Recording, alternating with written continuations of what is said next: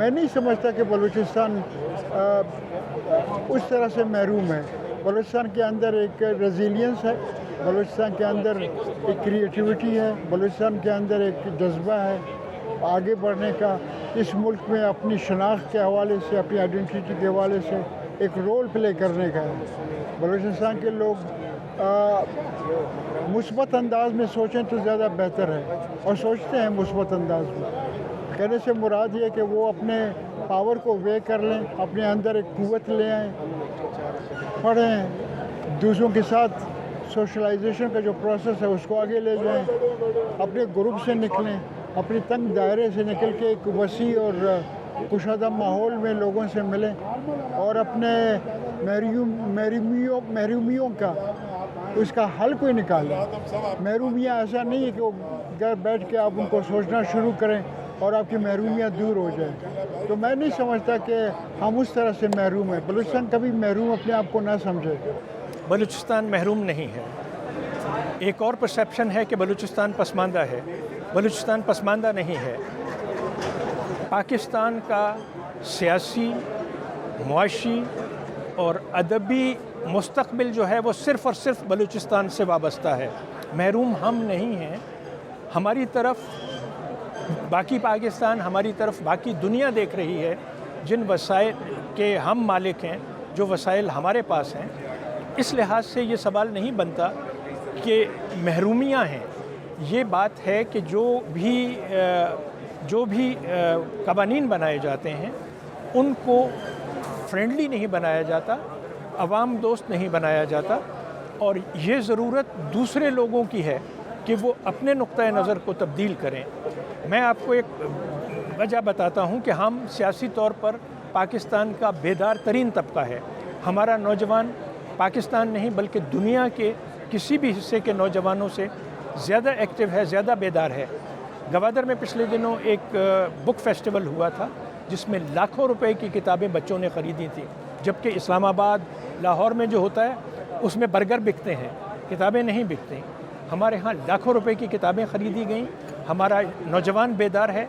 हम मुल्की और बैनुल अक़वामी सियासत को समझने वाली नस्ल पैदा कर चुके हैं, और हम ये समझते हैं कि जो चीज़ें हमारे वसाइल के होते हुए हमारे लिए नहीं हैं, उसके लिए हमें ख़ुद काम करना पड़ेगा।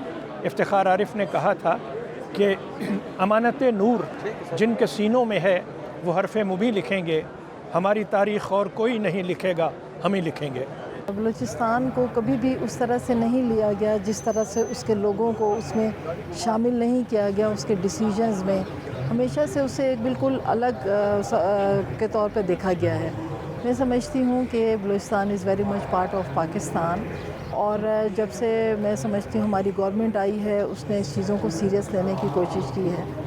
महरूमियत तो देखें बहुत ज़्यादा है, उसकी वजूहात भी बहुत ज़्यादा हैं। आप देख सकते हैं कि हमारी ख़वातीन का जो रुझान, जो तालीम पे एक रुझान है वो बहुत कम हो चुका है। हमारे यहाँ जो एक कबायली निज़ाम है वो अब तक वो एक सेटअप बाकी है, और यहाँ पे कहा जाता है कि हमने जो है वो बहुत काम किया है बलूचिस्तान में। अब आपने कहाँ काम किया हुआ है? हमारी ख़वातीन की एक यूनिवर्सिटी आप पूरे ओवरऑल बलूचिस्तान में बताएं, सिवाय सरदार बहादुर खान विमेन यूनिवर्सिटी के कोई एक यूनिवर्सिटी ख़वातीन की स्पेसिफिक आपको मिलेगी ही नहीं, और अगर मिलेगी को एजुकेशन के साथ। आप देखें कि HEC जो है वो बलूचिस्तान की यूनिवर्सिटीज़ को कितना फ़ंड दे रहा है, क्योंकि ये एक बैकवर्ड एरिया है। यहाँ पे एजुकेशन में या हायर एजुकेशन में, प्राइमरी सेकेंडरी एजुकेशन और फिर हायर एजुकेशन में आपको ज़्यादा इन्वेस्टमेंट की ज़रूरत है। अगर आप तरक्की करना चाहते हैं, अगर आप इस सूबे को आगे लाना चाहते हैं, तो इसमें प्रॉपरली जो है वो आपको इन्वेस्ट करना पड़ेगा, क्योंकि इन्वेस्ट इन पीपल, इससे ही चेंज होगा ना। आप बिल्डिंग बनाएंगे, ज़मीन पे जब तक डेवलपमेंट कामयाब नहीं होगी जब तक दिमाग डेवलप ना हो। जब आप दिमाग पहले डेवलप करें उसके बाद ज़मीन पे डेवलपमेंट खुद आएगी। तो ये चीज़ जो है वो इस चीज़ का फुकदान रहा है। इसके बाद जो 2018 में तो ये सिचुएशन और ख़राब हो गई जब से यूनिवर्सिटी हायर एजुकेशन के जो फ़ंड फ्रीज़ हो गए। आप एक चीज़ देखें कि 6 साल अगर एक हायर एजुकेशन का फ़ंड फ्रीज़ हो जो कि ग्रोइंग स्टेज पे है। हमारी सारी यूनिवर्सिटियाँ जो है 2002 के बाद बनी है, सिवाय बलूचिस्तान यूनिवर्सिटी या जो इंजीनियरिंग यूनिवर्सिटी खुशदार है, इसके अलावा जितनी हमारी यूनिवर्सिटी हैं वो 2002 के बाद बने हैं। तो अभी तक वो ग्रोइंग स्टेज में है। अगर ग्रोइंग स्टेज में आप इनकी फंडिंग फ्रीज़ करेंगे तो ये कैसे जाएंगे? अलमिया ये है कि हमारे तालीमी इदारे اس طرح کام نہیں کرتے جس طرح اس کو کام کرنا چاہیے. ان کے بھی مختلف وجوہات ہیں. شاید یہ ہم میں بھی کمی اور کمزوریاں موجود ہے, ہم بھی وہ نہیں کر سکتے. تیسری بات یہ ہے کہ ہمارے جو نمائندے ہیں ان کے ترجیحات وہ نہیں ہے جو ترجیحات ہونے چاہیے ایک عوامی نمائندے کی. عوامی نمائندے کی ترجیحات یہ ہونے چاہیے کہ میرے حلقے میں تعلیم کی صورتحال کیا ہے, صحت کی صورتحال کیا ہے اور انفراسٹرکچر کی صورتحال کیا ہے. اس پہ وہ کبھی نہیں سوچتے. تو یہ بلوچستان کی محرومیاں یہ سارے مل کے ایک چیز. اور دوسری بات, بلوچستان کو کسی بھی کاتے میں نہیں ڈالا جاتا. فیصلے ہوتے ہیں اسلام آباد میں اور ان کی امپلیمنٹیشن جو ہوتی ہے وہ بلوچستان میں ہوتی ہے. ان میں بلوچستان کے لوگوں کو شرکت کی دعوت نہیں دی جاتی. مسلسل بلوچستان کے حوالے سے ایک نیگلیجنس ہے, ایک میں کہوں گا کہ ایک مس پرسیپشن ہے, مس کنسیپشنز ہے, میتھس ہے جو کریٹ کی گئی ہیں بلوچستان کے بارے میں.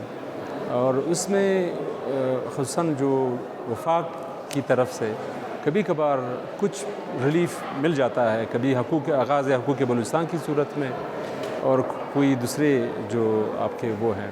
یہ جو چینا جبٹی کا ایک تصور ہے پاور کے حوالے سے کہ وفاق اس طرح سے بھی پاور شیئر نہیں کرتی. مثلا جو سنگل نیشنل کریکلم آیا, وہ سنگل نیشنل کریکلم نے پھر دوبارہ جو ہے وہ جو 18ویں ترمیم میں اس کی روح کو وائلیٹ کیا. تو یہ میں سمجھتا ہوں کہ بلوچستان کی محرومیوں کے کہیں زیادہ اسٹرکچرل وجوہات ہیں.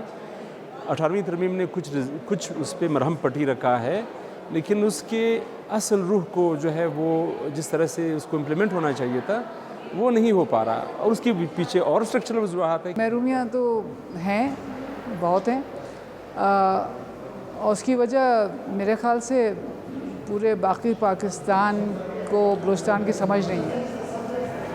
اور جتنا وہ سمجھیں گے, دل سے انڈرسٹینڈ کریں گے, خود بخود یہ محرومیاں ختم ہو جائیں گی. یہ لیک آف انڈرسٹینڈنگ ہے باقی پاکستان کی ٹورڈز بلوچستان.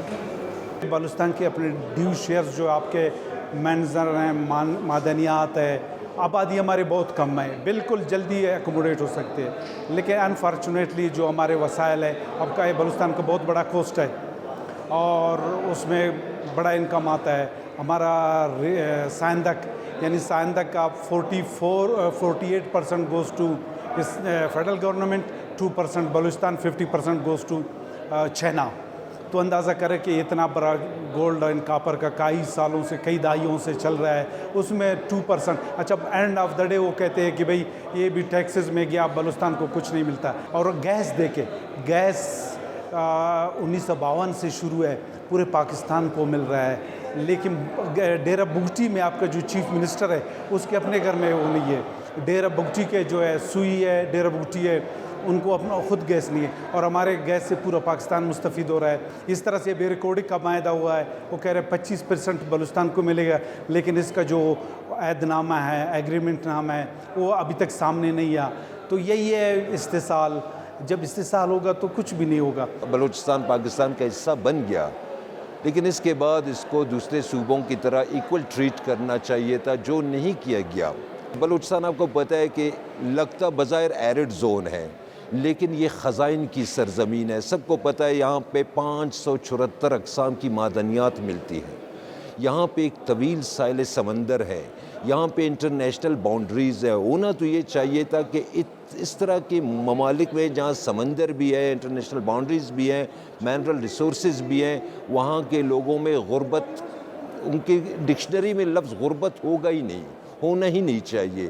لیکن یہاں پہ حالت یہ ہے کہ لوگوں کے پاس نہ کھانے کو کچھ ہوتا ہے, نہ پینے کو کچھ ہوتا ہے, نہ روزگار ہوتا ہے, کچھ بھی نہیں ہے. اب جب انسان کے پیٹ میں کھانا نہیں ہوتا میں برداشت کر سکتا ہوں, لیکن جب میرا بچہ بھوکا ہوگا تو میں کوئی کرائم بھی کر کے اس کا پیٹ بھروں گا.